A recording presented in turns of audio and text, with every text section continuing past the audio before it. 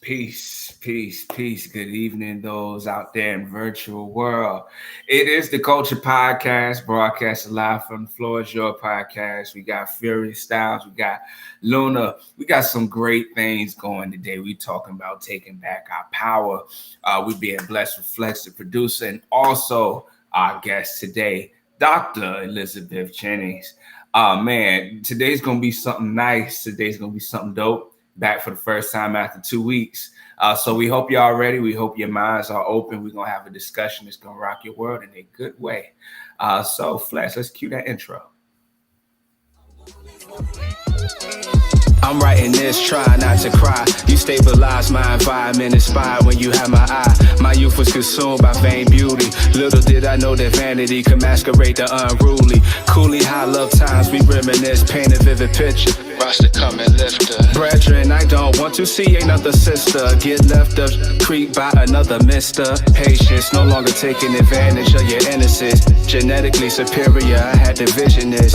Hey, ruled up my eye, I'm on my pilgrimage. History richer than the epic of Gilgamesh. We projected our broken worlds, made you a victim. Change the narrative, let us sit at your feet for wisdom. Pride, disrespect, I played my part. Now I apologize, cause deep down it hurt my heart.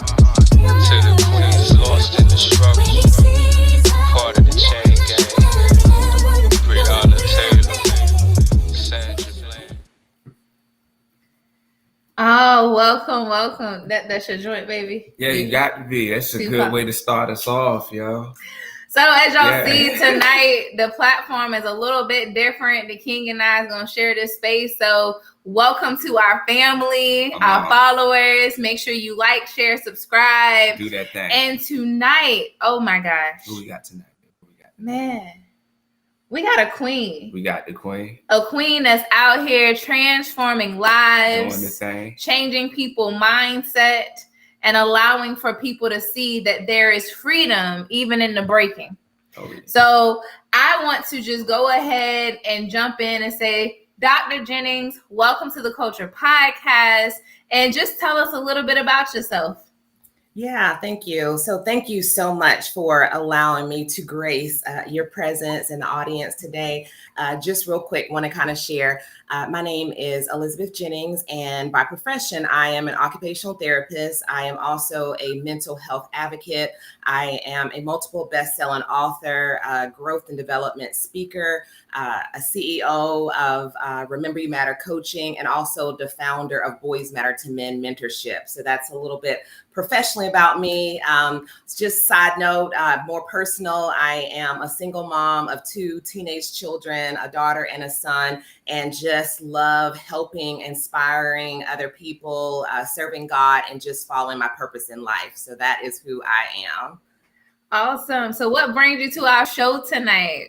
Yeah, so I am excited. I was invited to share about one of those best-selling books. It's Break Free and Take Back Your Power. And just wanted to really share with the audience, especially during this season, this time, everything we're dealing with our culture of mental health and just finding ourselves and overcoming things. How do you really do that? And really wanted to kind of share some tips from the book, but also just personally of how I've experienced breaking free, taking back my power, and encouraging others to do the same.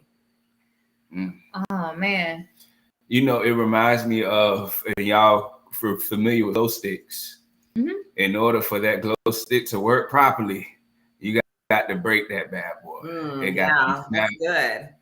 Man, we love to read. So, you know, the fact that we got an author, got our own book, I'm anticipating, I'm excited kind of hearing what went into this book, kind of the life story, you know, fellow author, Malara, also other artists, we understand what goes into creating that type of project.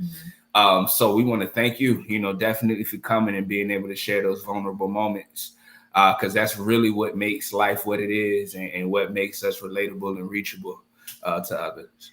Absolutely. And I want to make sure we take a moment to shout out our family. Sequoia, we see you out there, Queen. Happy belated birthday to you from the Culture Podcast, and the floor is yours, family. We love you and thank you for your support. So, Dr. Jennings, as you was talking, I can hear your passion. And a lot of time, passion is birthed from pain. And the topics that you're talking about, it seems to be a little bit personal to you. Can you tell us what kind of allowed you to create such a masterpiece in your books that are now bestsellers? Yeah, thank you so much for asking.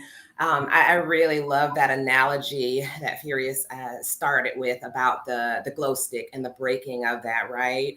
Many of us have been through experiences in life, whether it be personal, professional, in so many areas where life has seemed to break us, right? But it's when he talked about it's in that breaking that it doesn't always have to be a negative thing.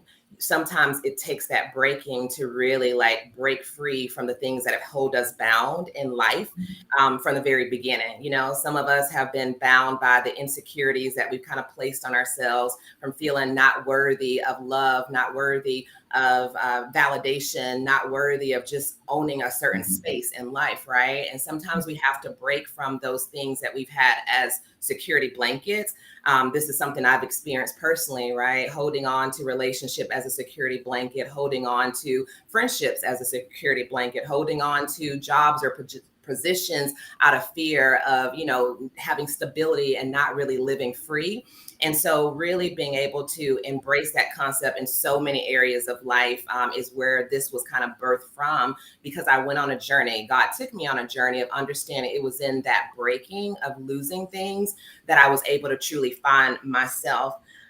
There's one concept that this book and just this concept resonates with me, and I really want to talk about the center of it. The core of this book is being able to, it's a spiritual guide to understanding and embracing self-love. But when we talk about self-love, a lot of time we're talking about the things that we can do within ourselves. Well, because this is a spiritual side of it, it really talks about to truly embrace self-love, we have to really embrace God's love.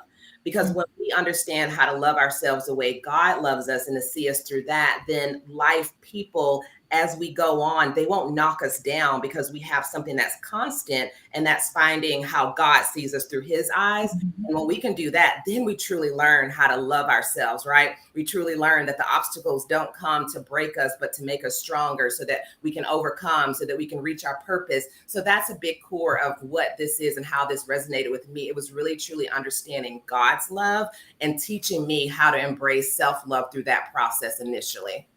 So I got a question real quick on that. So you talked about how important the spiritual aspect is.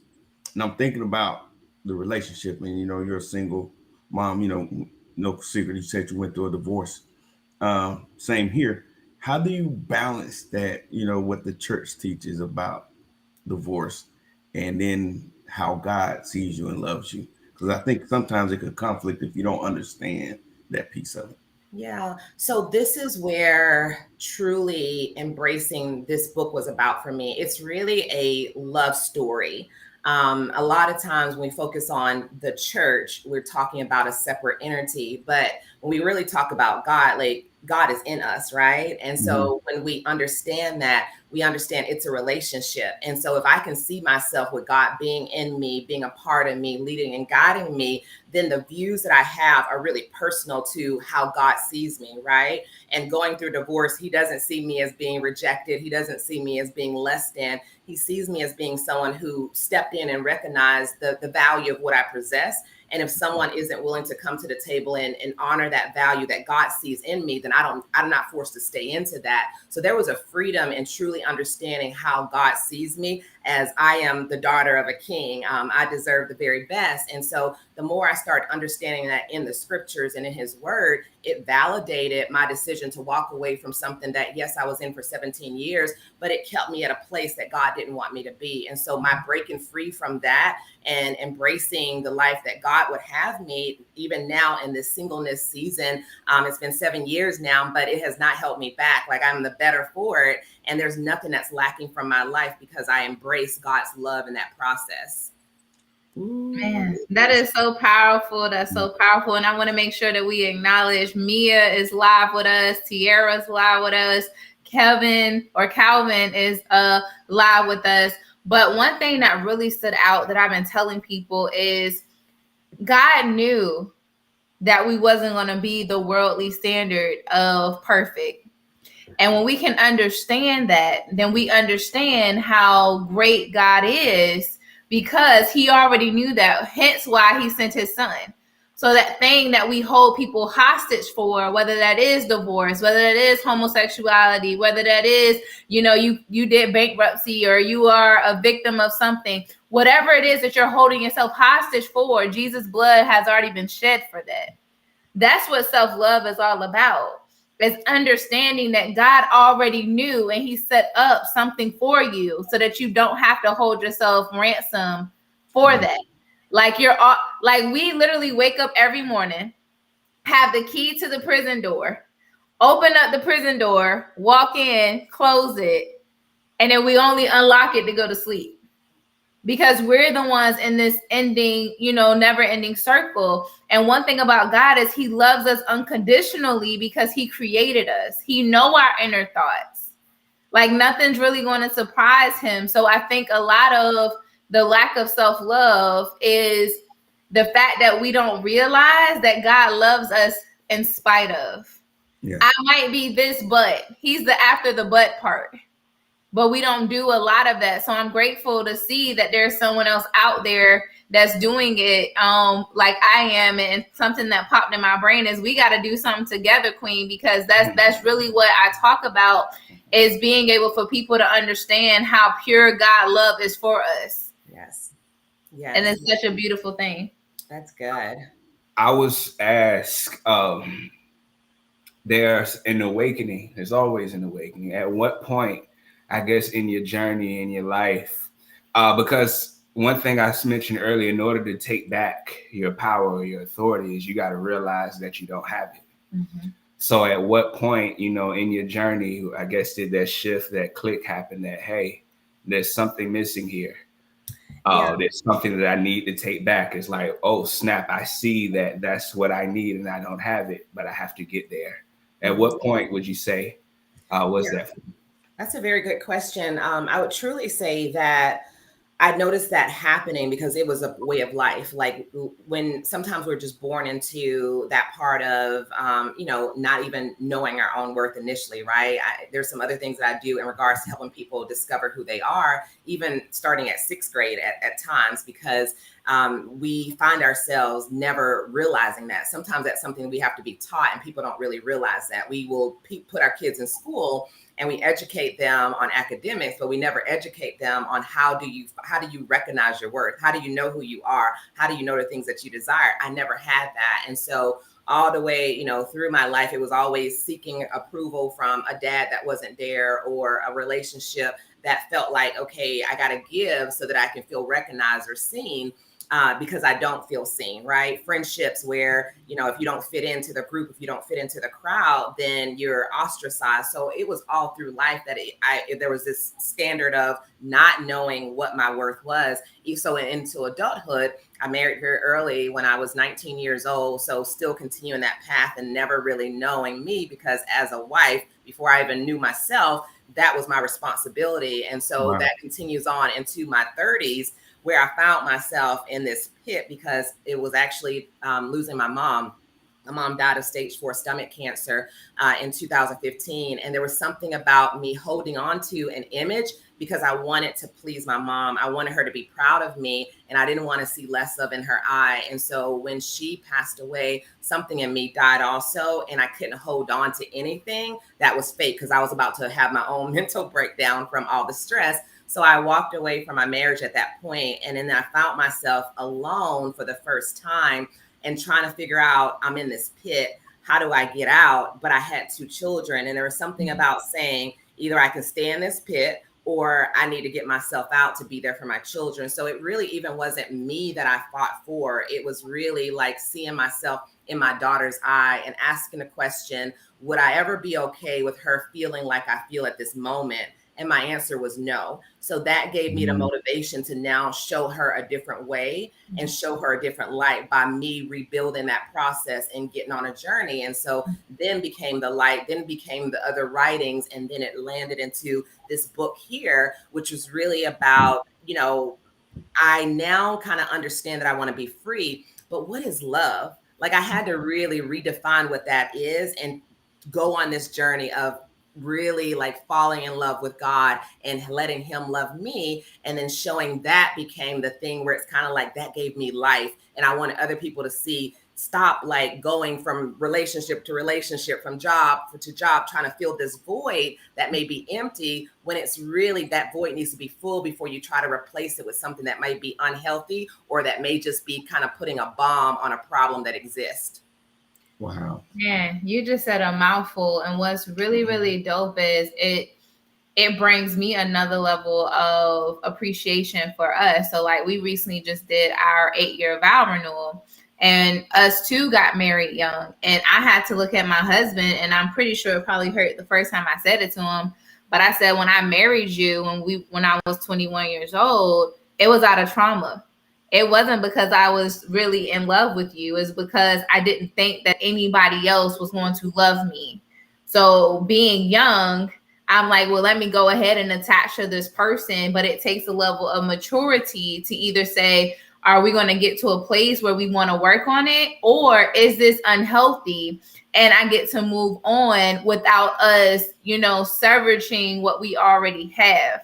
So for people who are listening out there, give yourself permission to reevaluate your life. Yeah. Like, you don't have to keep yourself in this box. People gonna judge you whether you stay or you leave, whether that is a relationship, whether that is a job, it can be a friendship, it can be letting go your kids that ain't listening to you. Like, it's anytime you make a decision, it's gonna be people out there that's gonna say something, but that's when that personal relationship with God actually is important for you to acknowledge. So I want to make sure that we acknowledge Mia out here. We see you, Mia Davis, with all your different comments out there. It says, I feel like I'm becoming a better version of me, being apart from what was causing turmoil within my soul, emotionally, mentally, spiritually, is not only good for me, but for that other person as well as my children. Here, listen, if you want to change somebody, right, you got to change yourself. And if that person is meant to rock with you after those changes,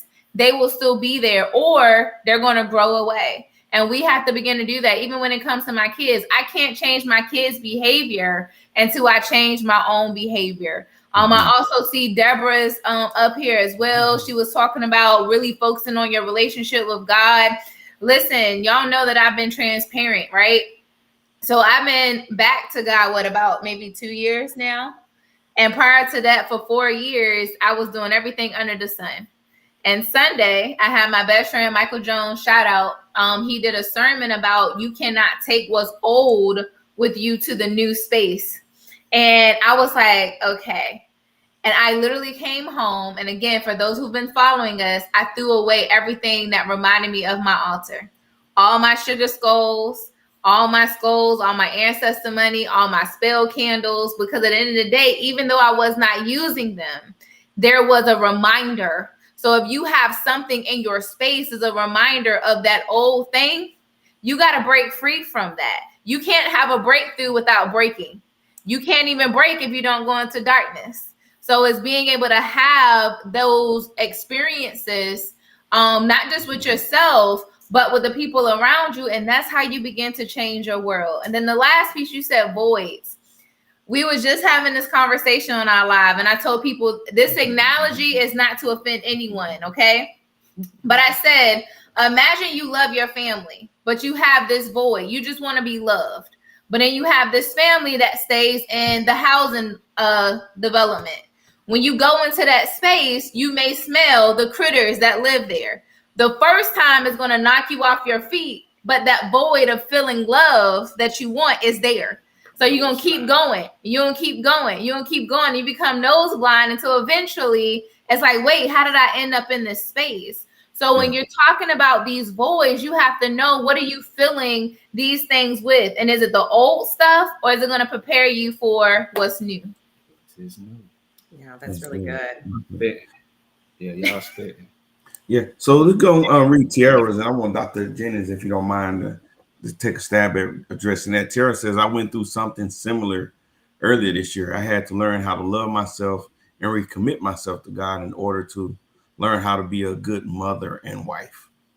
Yeah, that's good. Thank you for sharing that, Tiara. Definitely understand that concept of, you know, the breaking, the challenges, the situations that we're confronted with, and the importance of understanding, like, a lot of us, when we are in something, we've never learned how to pour it back into us, how to nurture ourselves.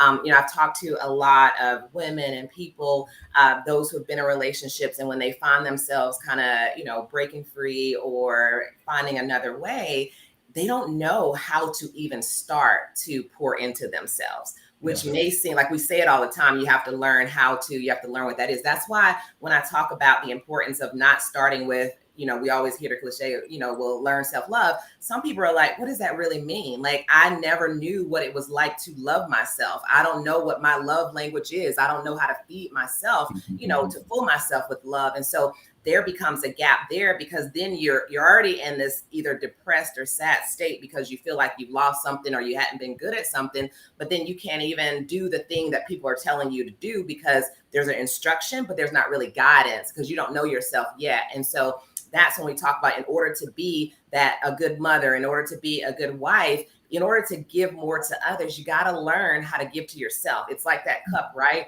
It's so hard to pour from an empty cup. But if we learn to fill our cup until it's overflowing, it's easier. It's kind of like, I have to like give myself that example multiple times. You have this cup that's on a saucer. You don't want to pour from something that doesn't have anything in there, right? You want it to be like overflowing, and then it's easy. You don't even recognize when you're giving and doing because you filled yourself up first. And so really going to God and reestablishing that relationship to this book really talks about, like, finding wholeness for yourself, finding healing for yourself, finding out, you know, how do you feel those areas of esteem? How do you focus on gratitude? How do you focus on thankfulness? Like, everyday activities that starts to build you up so that you're feeling like, I'm working on my mental, my emotional, my physical, my spiritual well-being, and I'm starting to feel whole again, but I'm being intentional about each of those areas. And so just want to kind of share that, like, definitely what you're doing, but learning how to make sure you're backing up enough to say, what am I needing mentally? What am I needing emotionally? What am I needing spiritually? What am I needing physically to be able to start to fill my cup so that I can be better to those people in my life that are important to me and serve those roles? That's good. You got me thinking about a conversation that I had with several women, and I want to get your take, Dr. Jennings and Luna, as well. But I heard a lot of women say that they struggle with when they're in a relationship, the males is expecting them to fulfill that traditional role, you know, as a wife. But, you know, just look around, and women, y'all are doing great things. And that becomes a challenge or a struggle, if that's the right word to use, on fulfilling what they think should be the traditional role of a wife, but also pursuing what your dreams and your ambitions are. So can you talk about that? Yeah. Can I go first? Mm-hmm. Yeah.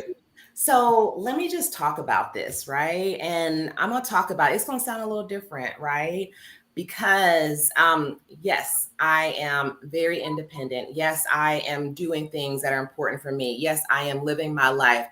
But the one thing I've learned, and the one thing that has really resonated me, because I have truly healed for real, I don't have to put on a front. I can truly say that the woman, the wife that I choose to be is someone that gives, is someone that loves from a very caring and nurturing place, not to where I'm not giving to myself, but I am very okay with, you know, tending to some of those traditional roles, because to me, that is what makes me, it's important for me to be feminine in a relationship, to be that caring, to be that nurture. I don't have to lose myself in order to do those things. And so sometimes when we put on this, this is who I am, we put it to a degree that is actually still this unhealed place, that we have been burnt so much that we don't really know how to accept love, to be able to give love in a healthy way. And when we lack that reciprocal of being able to give and receive, this is a two-person thing,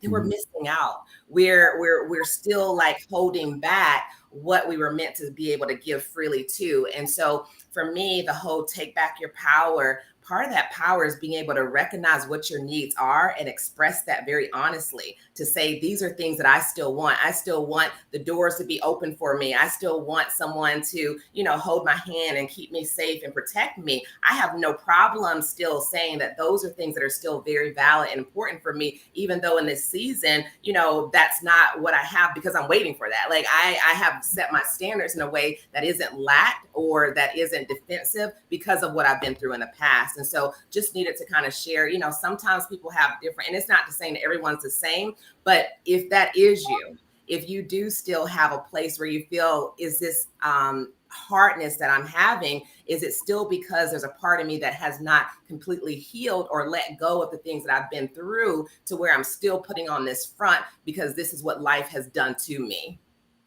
Wow. Yeah.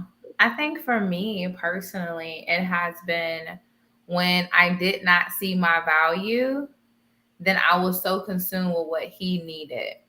And then that's how you end up losing yourself. When you don't see your value, your worth, when you can't see what your purpose is, where you can't see your role, then it's easy to fall into well, I'm only going to do what makes him happy. And then that's when resentment sets in, because although I don't know how to communicate what I desire, what my expectation is, it's still not pleasing him, but then I'm losing myself as a result.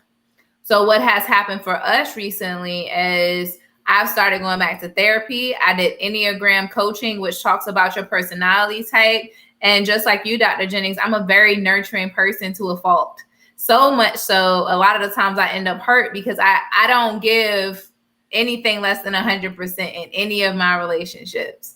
So what I had to learn was I had to learn about me, see my value, and then I became clearer what my purpose was, what my desires was, what my dreams were. And then we was able to come together and say, hey, I know that I'm a different person, but this is what I desire in this space. Can you fulfill that? Do you want to fulfill that? And if you do, you're also a different person from when we first met as well. What are your new desires? What are that? So one thing I would suggest is, if your marriage does not change, then you're not in a healthy marriage. If that relationship does not change, then you're not in a healthy relationship or friendship. Like, you should be growing. And with that growth comes those hard conversations. Like, I had to look at him again and go back and say, look, this is what trauma is bringing up. We need to do differently, and setting that intention, because as women, at least now, we do have goals and dreams, and we don't want to lose ourselves, but we also still are moms and wives and sisters and aunts and all those things. So it's being intentional with your time. And for me, we have 2 little ones, and sometimes I do a lot of things, and I've had to call myself out. Like, my daughter will tell me, Mommy, you work a lot. That hurt my feelings, but I mean, now I need to, sit back and see what things can I shift and what things can I change, and us working together to create a space where they feel supported, and making sure that the time that we spend with each other and our children are valuable time. It's not just about the amount of time you spend with them, but is the time that you spend, is it valuable? So there may be days where I may cook, and there may be days where I say, hey, I'm not cooking. And maybe days where I clean, or I may say, no, I'm not doing that. But you will see him open up the door for me. You would it's being able to just communicate. That's what I will say. If you are a person where you're trying to shift and change, you just got to be able to communicate. Yo, I think that is a great spot for an intermission. Give y'all some time to digest what was shared. We on the roll, we on the ball, we on the roll. I'm loving it. And my desire is those in TV land are loving it as well. In the meantime, we're going to break for this commercial. So Flex, drop that, and we'll be right back after this. M Green Enterprises LLC, the home of Malabra Green, your confidence coach. Malabra Green is a licensed clinical social worker who serves as a psychotherapist, Reiki master, and transformative speaker. She is striving to provide the world with preventative services to lower the number of individuals in mental health facilities while helping people grow from a caterpillar to a butterfly. Malabra is ready to help the humans of the world find their best selves. Please be sure to check out www.malabratransforms.com because Malabra is ready to transform with you. Peace. M Green Enterprise is doing her thing out there. I'm telling you, y'all, this woman she does it all, whether it be counseling, whether it be public speaking, therapy, logo making. She even made the album art to my first project. So I'm telling you, if y'all just need some type of work done, this is who you want. You doing your thing, girl. So, like for those that are out there in the world, we wanted to ask y'all to engage. We want to ask y'all to chime in on a few of these things.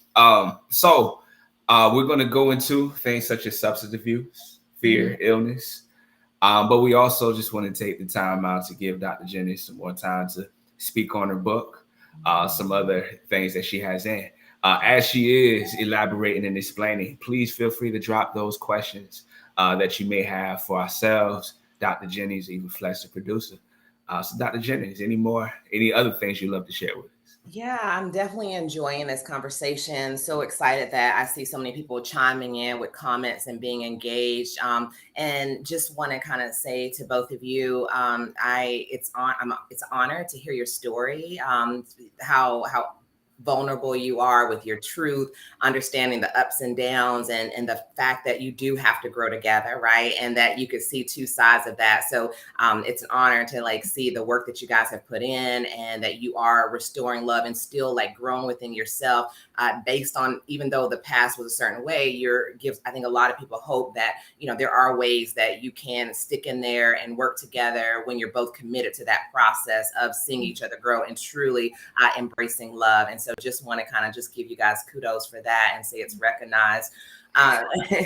What I did want to do though, just want to kind of share in the very intro of the book I wrote. I think it'll kind of address just some of the areas of some people wonder, what does that really mean when you're breaking free and you're taking back your power? So I kind of wrote an intro in it that I just wanted to kind of share with the audience and let it kind of sit for a little bit with them. And it starts, so many people are searching for love and connection. Many have found themselves wounded and feeling empty from desiring too much from other people to fill a void or open place in their life. It is essential and necessary to first learn to love yourself and your life genuinely. God has the power to take the broken pieces of your life and put them back together again, better than ever before. There is nothing in life that you can do where God cannot reach down and touch the very depths of your soul and heal your desolate, dry, and vacant places inside. Whether life has caused you to experience the death of a loved one, abandonment, betrayal, or abuse, God can restore your energy and redeem your time. God's love is more significant than your past failures, mistakes, or shortcomings. He has the power to take the unspeakable shame and make it your most incredible testimony. And I wanted to share that because what we're doing now, and even on this podcast, is just sharing our voice and sharing our testimony. That is where our power comes from. So many of us have been silenced by the things that we've been through, where we've lost our voice. We feel like we suffer in silence. And there's just some freedom in commenting and sharing and being able to use your voice to say, yes, this is what I've been through, but I know that the future is going to be brighter. I know that there's better to come. And then we're pulling ourselves out of this pit of despair by our circumstances. And so just wanted to kind of highlight the importance of doing what's happening on this podcast and many other ways where we're able to kind of share our voice and our story, because it definitely can inspire and encourage. And that's where we find power. And our voice is a powerful thing when we can use it for the good and not to judge others, not to degrade others from their experiences, but highlight the journey that we all experience in our own little way. And so just wanted to kind of share that insight too, along with the working on self-love. That's the first part of the book. There's two more sections that I just want to describe in life that really goes into how we take back our power. The second part has to do with rebuilding healthy connections. So a lot of times we're talking about that breaking, and sometimes that breaking means letting go of people, things, situation, changing, transitioning. But at some point when you're starting to rebuild yourself, community is very important. Relationships are very important, and it doesn't have to look ideally. When we talk about rebuilding relationships, we don't automatically have to jump into an intimate relationship. It could be friendships, it could be, family relationships that we're working on, it could be professional relationships. Community is necessary for us to be able to thrive together, to be able to feel like we're not alone, we're not isolated. Even when we went through something, some type of tragedy, when you have someone or a community or someone you can talk to, even if it's a professional, that actually allows you to feel connected again. It allows you to rebuild that part. And to me, a part of this book really talks about what is God's view on our relationships. So many times we feel like I'm not going to engage in this relationship because I don't want to be hurt again. We're afraid because we're doing it. We're kind of take control. But when we're able to give God control and allow relationships to kind of be centered in how he would have us to be, how we're supposed to love one another, right? When we use that motto, it helps us to be able to show discernment, to be able to protect ourselves, but also to feel like we're not alone and that we don't settle for less because we're not searching out of a place of emptiness and loneliness. And so I just wanted to share that. And the last part of the book really focuses on building inner resilience and strength. We are constantly going to be bombarded with life and situations.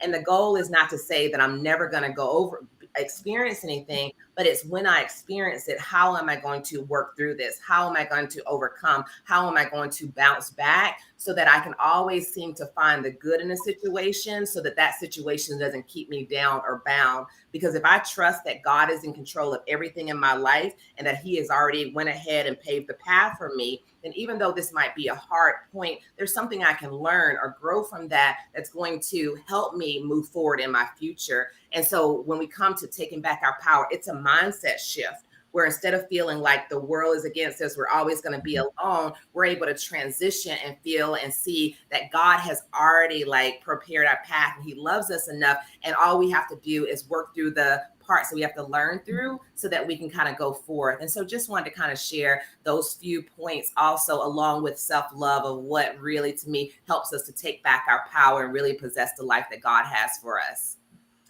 Man, I got two. I want to get them in there. Just two questions. You can answer them now or later. But the first one, we talk about self-love, and we hear that a lot.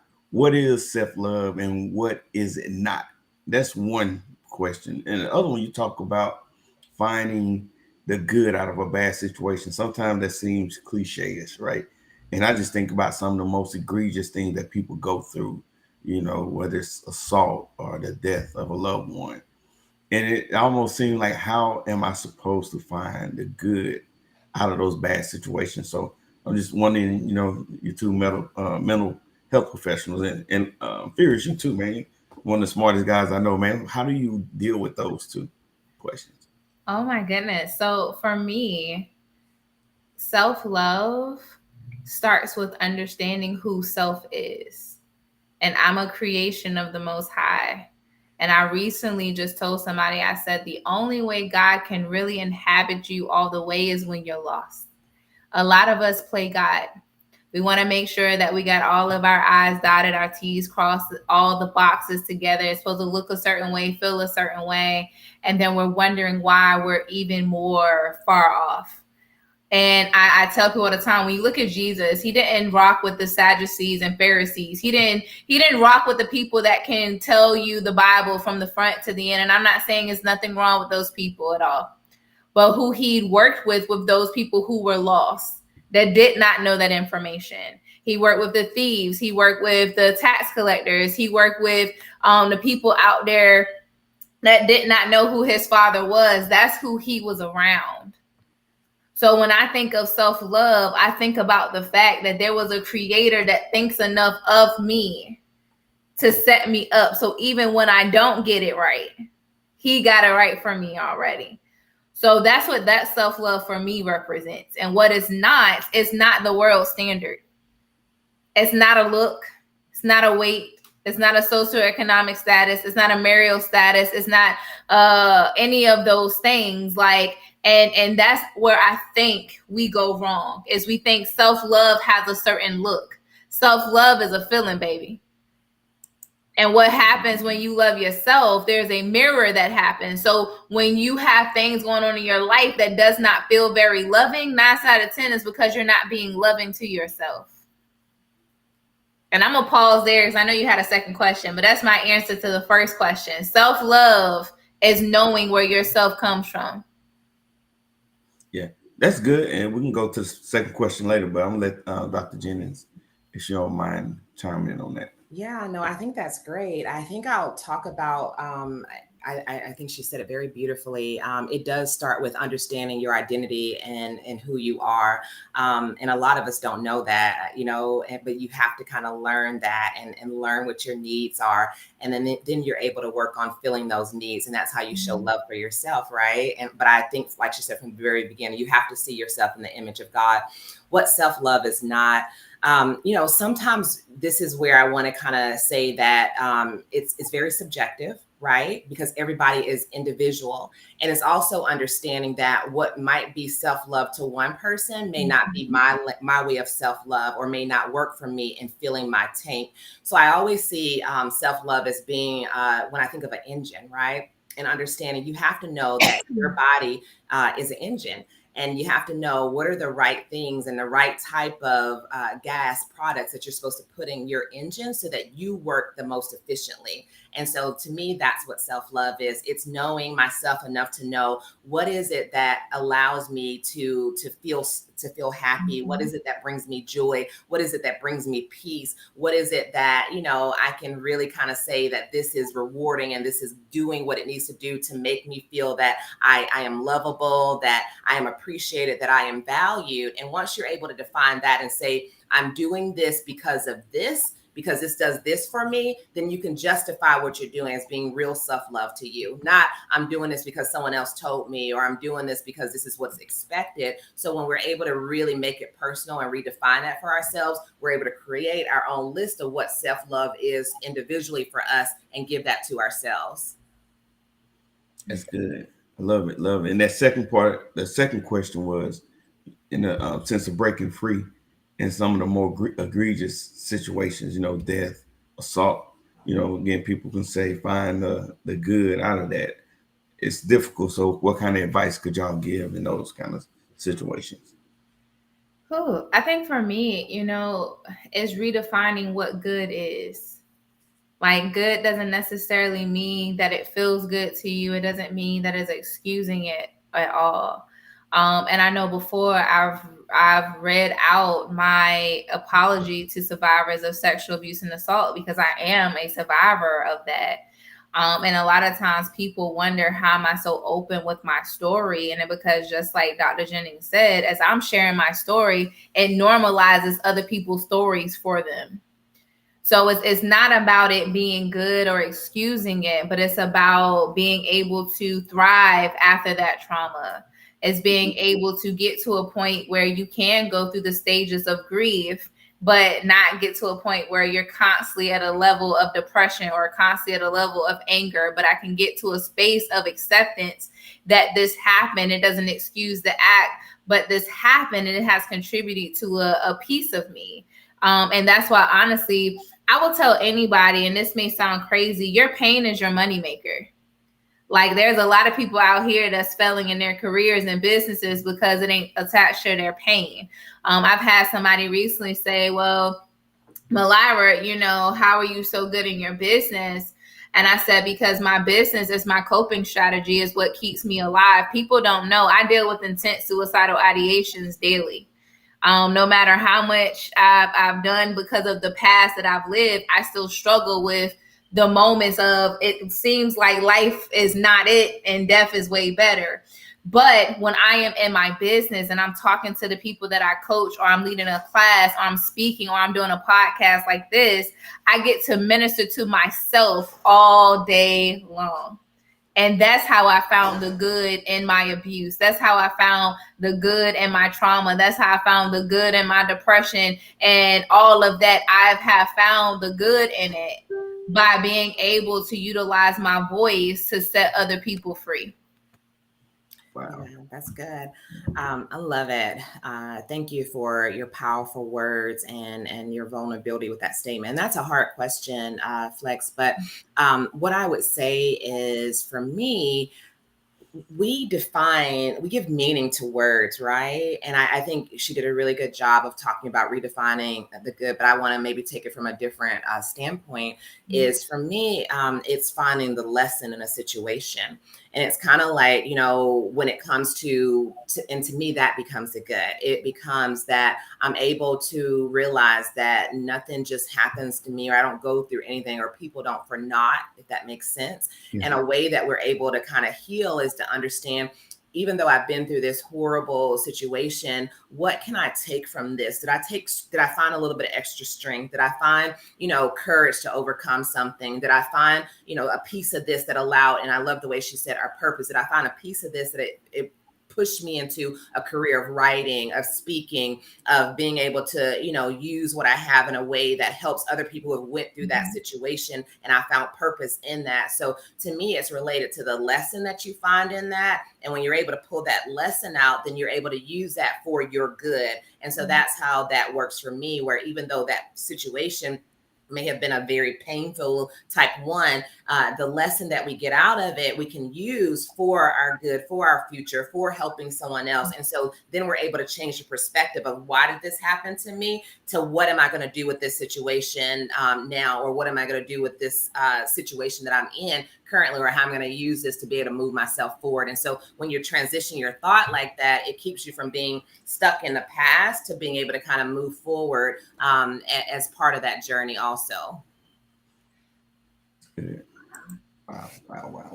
Before we move on, I do want to make sure that those individuals in the Hampton Roads area, because we are talking about grief in a sense, I want to shout out the young ladies at Turquoise House of Dance. We lost an amazing idol in this area due to a tragic car accident. She was a soror of mine. So to all of Turquoise's line sisters, I love you. To all of the young ladies that I've been working with this past week, I love and I see you as well. And my desire is that you have someone in your presence, that those moments that you are thinking about our amazing ray of sunshine, Turquoise herself, that there's someone there that can show up for you. So I did not want us to not do this podcast and not shout her out and give her the love that she deserves and the love that I desire that continue to live on, because we see you ladies. I did amazing at the parade, but I did want to at least throw that in because we are talking about grief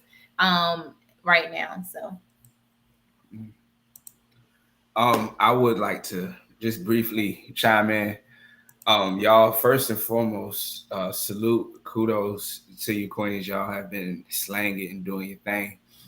As it pertains, and I speak kind of from the masculine and male side. Gentlemen, one thing we got to realize is, one, we do have a voice. And then it is going to take time to find it. One thing that I have learned, and good God Almighty, at 32 years old, is the amount of stuff that we have bottled in with just the way we were raised. Our generation, our culture, especially as men, we're kind of taught not to utilize our voice. The moment, bump a bruise, we got to be quiet. I even kind of think back into the schools when I was in school, and very rarely was I ever listened to. And I'm realizing now how much that's caused me to just be like, forget it. Like, what's the point of me saying? What's the point of me expressing? I even shared with my wife about a week ago. And it was the first kind of time I realized where I just decided it'll be better for me not to speak. And I was in like the first or second grade, and I could literally feel my shoes like causing my feet to hurt. But in my mind, I knew we didn't have it to buy the shoes. So I just decided, well, there's no point of me expressing to my mother that my feet hurt, because I know she's not going to be able to buy the shoes anyway. So I really had a long life of not wanting to make situations harder for the people that were in my life that I cared about. So when there was something that I felt was off, although the situation was bad, I would just hold it in because me bringing this up is just going to make matters worse. I spent many 31 years in that mindset to kind of get to this point. And my wife would many times ask me, babe, what do you want? Like, what do you want? And I can never give her an answer because it's like I've never thought about what I wanted because I've just never felt that it was important. And that has a lot to do. And I would say, even with people finding themselves, us as gentlemen has a way of taking stuff like that personal. And I'm realizing why we take it personal is because we felt as if we aren't privy to the same freedom. And then when we don't feel like that, we won't take the necessary steps. So through all of this, gentlemen, men, take those steps because you're entitled to the same freedom. Mm-hmm. You're entitled to utilizing your voice. It's okay to be like, yo, that hurt. Like, I'm not okay. Like, it's okay. And I think we really got to break that. That's one of the hardest things for us to say as males. So even from that state, I will utilize that.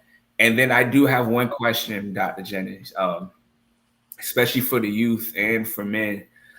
Me being a 7th grade teacher, that mental block of how I should feel or self-worth is nearly non-existent in middle school. So much so, like, the first thing that come out of their mouth is I can't do it, or I'm gonna fail that. So what would you say, to parents that might be dealing with, the kid and trying to break them out of that, or even if there's some youth that may be tuning in and watching this on, what would you say to them?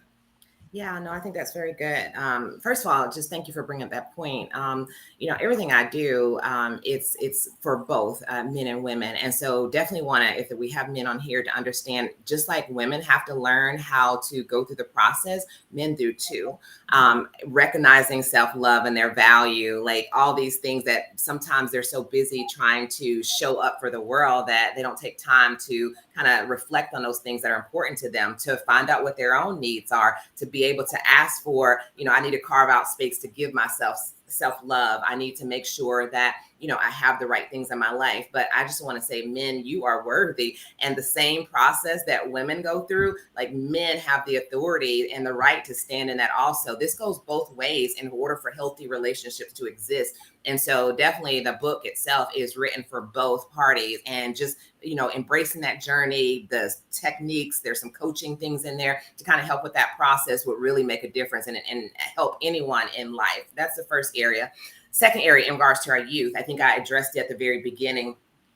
Just like we send our kids to school and we teach them about academics, as parents, as mentors, as, teachers in our lives, we have to pay attention and let that be a part of our routine also at an early point, middle school, even starting at elementary school, to ask them questions that relate to, what's important to you, who are you, by us actually taking the time out and stimulating these questions and these thoughts related to who they are and their value, and reminding of that, and even providing maybe at the beginning of class some type of icebreaker or just some type of activity that we can incorporate that allows some of that to be intentionally put into, our dailies for our kids when they wake up. I want you to look in the mirror. A parent could kind of I want you to look in the mirror and tell me 3 things that you really like about yourself. And if they can't figure that out, help them. Like, those are where we start at, where they have to be able to see their value in themselves. When we're in schools and we're class, if we can do a quick little icebreaker assignments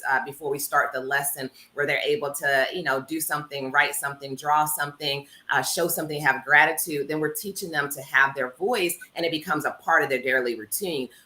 So many of us are expecting that just to happen, and we chastise our kids or our youth when they fall into these relationships or they fall into situations, but no one has ever taken the time to intentionally kind of tell them. I do a lot of work with youth because of that, in the mentorship program and things that I do. Even my Discover Yourself is a workbook that's meant for us to start as young as 6th graders with pouring and teaching with these questions. What are your passions? What are some things you want in life? Like, asking these questions. And if they don't know, help them understand what these are so that we get to that point. It's such a valid point, because instead of us being 30 or 40-year-olds that are trying to rediscover, we can teach them at an early age so that we don't go through the drama and the hurt and the pain that we don't want them to repeat the cycle. So we have to teach them not to repeat the cycle is how I respond to that.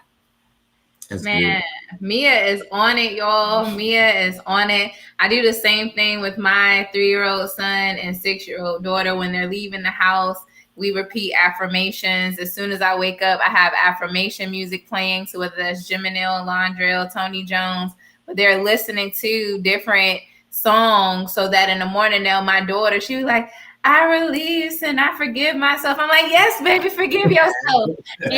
So it's being able to start those things up. But the dope part is, though, because Dr. Jennings been dropping gems this entire time about her amazing book, that we actually have a little giveaway. Was that your celebration? That was the sound. We're going to have to work with that later. But you are enough. I loved it. So we're going to be doing a book giveaway. I'm not sure exactly how I want to do that, but I'm going to pass it on to Dr. Jennings here as far as her book giveaway, and talk to us as well about the book Single, Successful, and Satisfied that you have also talked about previously on the Floor is Yours podcast. So this is your chance to tell the people about all of the work that you're doing and being able to give this amazing giveaway to them so someone can walk away where they're breaking free. Free night. Yeah. So in the same year that I released Break Free and Take Your Power Back, there was another book that I released. I think that was part of the question. So yeah. So hey, if people were listening, hey, you're a leg up. So we're gonna go with it this way. The first person that answered this question. So Dr. Jennings, you were on a few months ago. I think it was middle of last year, and promoted another book. So you that are in the audience, if you followed us and rocked with us for the last year or so, you should remember this show. But the question is, what was the name of the book that Dr. Jennings promoted on the previous show? And if you was listening, I just told you. Right. Hey, but that was good. That's and good. With that, I will share a little bit about my why for that book. Literally, I released 2 books a month apart, and they both became bestsellers. The first one really focused on, I have been working on that one for 3 years. So many times we have such a negative connotation of what life is like. When we have gone through a situation or we find ourselves either divorced or by ourselves, and there is this stigma. And so it was really important for me to redefine that stigma and really show like what is the goodness that can come out of transition in a situation. And so this book really focused on, how do you embrace this next level of transition where you live your very best life. It talks about how to be successful. It talks about how to be satisfied, and really gives you and walks you through keys to kind of implement into your life. So it's really like a roadmap for embracing a new season of transition in your life. So that is what that book is about. Oh, okay. So I shouldn't have been laughing, but it was a whole complete war for people to type. And in my mind, I'm visualizing the cat from YouTube that's going like this. But our winner for the giveaway is Christine Critzy Perkins. Make sure that you give us your where to send the book to. Just inbox the Floor is Yours podcast on Facebook so we can make sure we get that information. So let us know where to ship it to and all that good jazz. And for all of you who are now saying single, successful, and satisfied, that's a whole affirmation in itself. So congratulations again to that person who has won the amazing book giveaway. Because you guys definitely deserve it. So listen, what's up? You gonna do what? Do that one. Go ahead. So we got another grand opportunity. What's it? Well, it's not. We're gonna keep it the Floor is Yours. I was about to pull out my game show, but we're not gonna do that. But we do have this opportunity. We got a second copy that is available to be given away for y'all listening. the first person that calls in that uses a phone number. So we're going to drop that number as y'all see. First person that calls into the Floor is Yours podcast.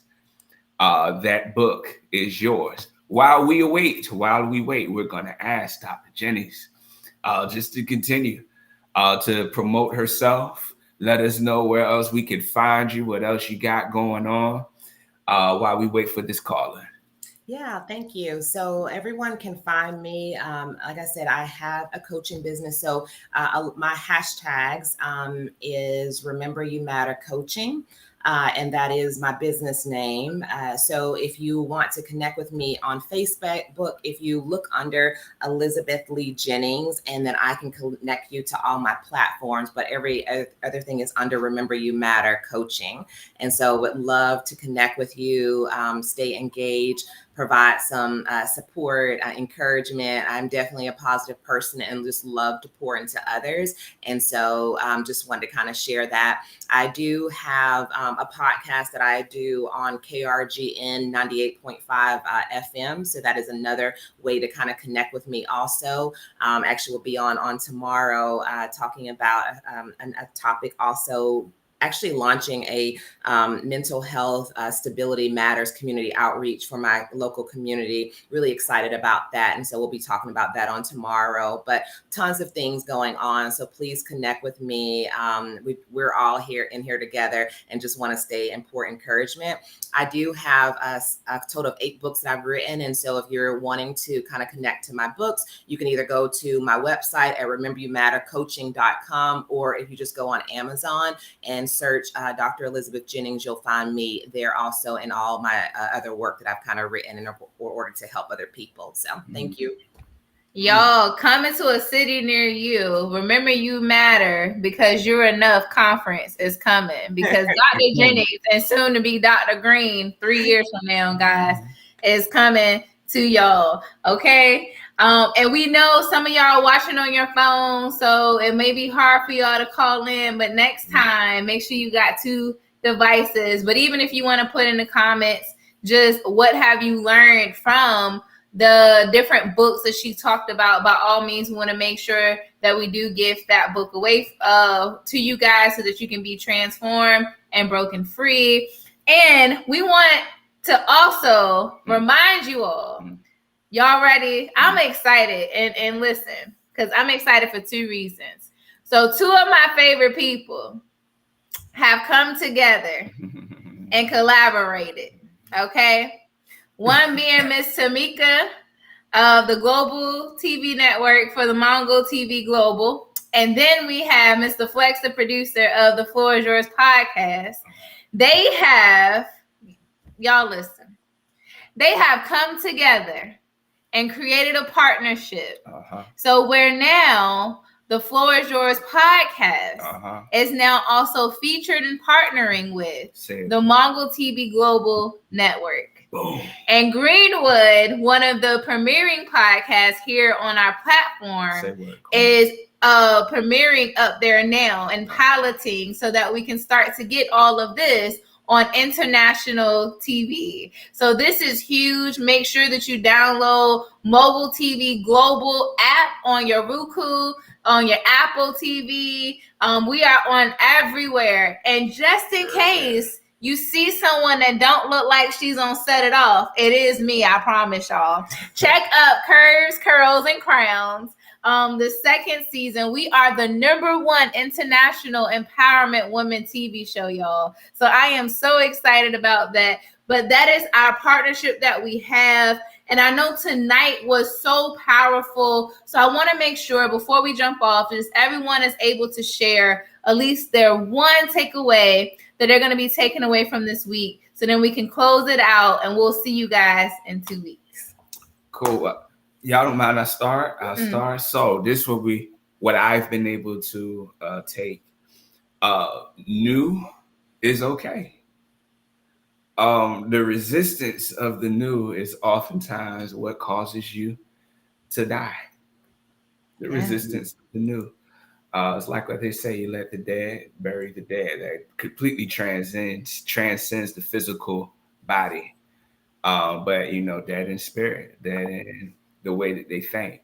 Once you're able to move past that, that could be breaking at times because we're creatures of habit. Yeah. But once you're able to break free from that habit, you realize the non-habitness is what gives you life because it's new. Yeah, it's new. And before we pass it, I just want to mention this. The Rasta Master LP came out and made the 30th available on all platforms. For those that know, those that enjoy our theme song, I'm a musician. I do hip hop. I do a little bit of Caribbean, a little bit of all of that. And this project is something crazy. Nice. So that can be found. It'll minister to you. It's positive. It's going to change you. It's influential, inspirational. It can be found on SoundCloud, Spotify, iTunes, you name it. It is there. So please check that out. Allow it to minister to you. Believe it or not, some of what we talked about today, you can find lyrically on that album.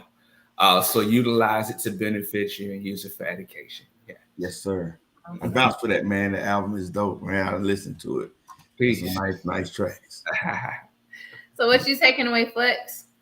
Oh man, I'm just gonna go back to what Furious talked about earlier about men having a voice. And I was thinking about a few statements that we often hear us say. One is that it don't take much to please me. And I think that seems manly to say, like, man, I'm good. Or the other one is, as long as the people around me good, I'm good. And what I've learned is I've matured. Like, man, it was a lot.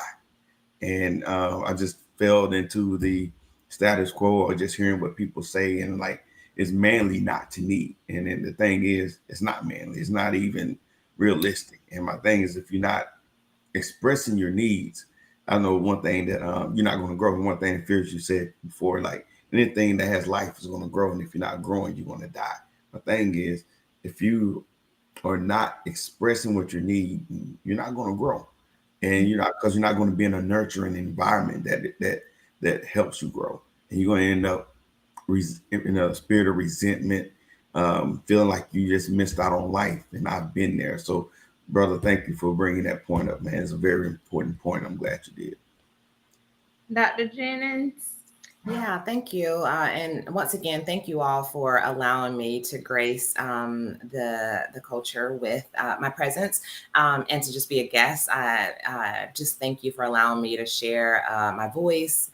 And I think that's what I would kind of center around is understand the whole concept of breaking free is you break free from people pleasing so that you're able to identify who you are, what it is that you want, and what makes you happy in life. And there's power in being able to use your voice and vocalizing that and not settling for less. And so that's just what I would encourage everyone along their journey. So thank you. Oh, you're welcome. Listen, y'all, you cannot have a breakthrough without breaking. And the only way that you're going to actually get through it is if you realize what's in that dark space. People who have worked with me, I always say, don't try to shine your light in an already lit room. You got to be able to get into that dark space, understand those things that you need to release, that you need to remove. So then your light begins to shine. I cannot get to the light switch in my room if I have stuff all over my floor. And that doesn't mean I'm taking the things out of the room. It just means that I'm moving it into its proper perspective. So I'm not telling you to forget the trauma. I'm not telling you to forget the neglect, the abandonment. I'm not telling you to forgive everybody who has wronged you. That's another show for another day.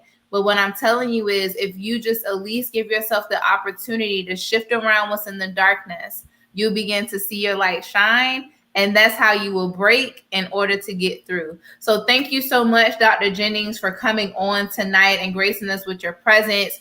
To Christine, who has won the book giveaway, please make sure you inbox us your information on the Floor is Yours podcast LLC inbox on Facebook. And then also, again, kudos to the Floor is Yours podcast and the Mogul TV Global Network for you guys' amazing partnership. We are on over 15,000 networks around the world, y'all. So this is just the beginning, and look forward to seeing us live. So again, we thank you. This has been the Culture Podcast. We will see you guys in 2 weeks because we are changing the world and opening up the door to our houses, y'all.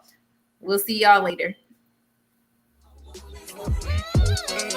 I'm writing this, try not to cry. You stabilize my environment, inspired when you have my eye. My youth was consumed by vain beauty. Little did I know that vanity could masquerade the unruly. Coolly high love times, we reminisce, paint a vivid picture. Rasta come and lift her. Brethren, I don't want to see another sister get left up, creep by another mister. Patience, no longer taking advantage of your innocence. Genetically superior, I had the vision this. Head ruled up my eye, I'm on my pilgrimage. History richer than the epic of Gilgamesh. We projected our broken worlds, made you a victim. Change the narrative, let us sit at your feet for wisdom. Pride, disrespect, I played my part. Now I apologize, cause deep down it hurt my heart. To the queens lost in the struggle, part of the chain gang. Bread on the table, Sandra Bland. Awesome. We will see you guys on the 15th. And if you would like to be on the Culture Podcast, please feel free to reach out to us. We are about getting your voice out there. That's the only way that we can heal our community, is by allowing multiple people voices to be heard, because you will be surprised sometimes that there are some people listening that you can really minister to. So peace and blessings. We love y'all. Y'all are enough. Take care, everybody. Peace.